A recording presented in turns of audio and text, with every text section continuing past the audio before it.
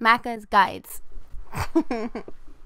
Hey guys, Macca here with completed episode number 53. In today's episode, we're taking a look at an Xbox One game called Nero. If you're interested in seeing the first 52 episodes, feel free to check the link in the description for those who might be new to the series. This is where we take a few minutes to talk about a game, its achievements or trophies, as well as some other stuff you might want to know about it. This game I personally started when it came out in mid-May on May 15th, and I finished it on May 27th, which is a 2-week time span, but this game should take the average person between 2 and 5 hours to complete, depending on kind of if you follow guides or not. You can actually do it under 2 hours if you follow the guides that I personally use and just follow along. You can complete the game in like literally 2 hours. But some people might have to play through it twice to get all the collectibles and stuff. So there's a total of 24 achievements in this game, and most of them are going to be attained for just completing the game, doing the story, and then finding all the collectibles is another large chunk there, and then completing all the puzzles is another large chunk. There's also, I think, one miscellaneous achievement, which is the last achievement you see me getting on screen here, called Gnocchi Thursday, for finding a plate of gnocchi on Thursdays. It's a secret achievement, and what you need to do is be playing on an actual Thursday. Now, because I'm playing on Wednesday, I had to turn my console offline and change the date in order to get this achievement to unlock, which is what you'll see me doing when I start fiddling around with the menu of my Xbox. But basically, you just have to load up one of the levels, go to the restaurant, and you'll find a plate of gnocchi, and then you interact with it in order to get that achievement. Now, the achievement difficulty, I'm going to give a 2 out of 10. If you follow guides, it's a 1 out of 10 because it's a puzzle game. It's a first-person puzzle game for those who might be a little confused as to what exactly you're seeing on screen. And if you're not following a guide, I mean, most of the puzzles are generally quite easy.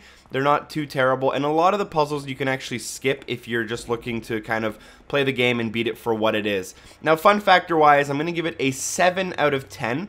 It kind of exceeded my expectations, but it's definitely not perfect. I'm going to leave my first impressions as a link in the YouTube description, but to touch on some of the things I did like and not like, I thought it had a very good art style, although the graphic, in terms of the fidelity of the graphics, they're not that high resolution, and the frame rates are quite poor. The music is well done, and like I said, the art style is very well done, and the actual storytelling, the experience, and the sense of discovery are all quite good. Now, if you don't like reading text in games, you're not going to like this game. There's a lot of text you're going to have to read if you actually want to be able to dive deep into the story, understand the story, and get involved. There are a few voiceovers, but they're definitely not plentiful in any means, and they kind of just cover the basics of the story, but you're going to have to read quite a bit on screen in order to be able to get the 100% full experience if you're interested.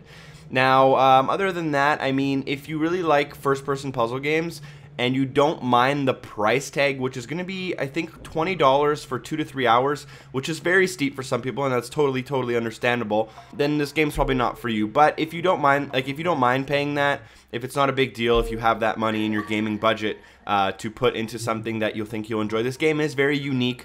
It's different. It's a good palate cleanser, and in my opinion, I'm glad I played it. It was something different that I hadn't played in It was different from anything I've played in the last year, so that's why I enjoyed it. As always, I'll include the True Achievements game page in the links down below. I'll also include my first impressions video, as well as links to the guides I used to complete this personally.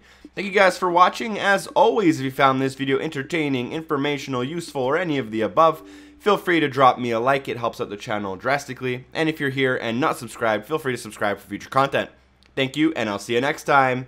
Peace!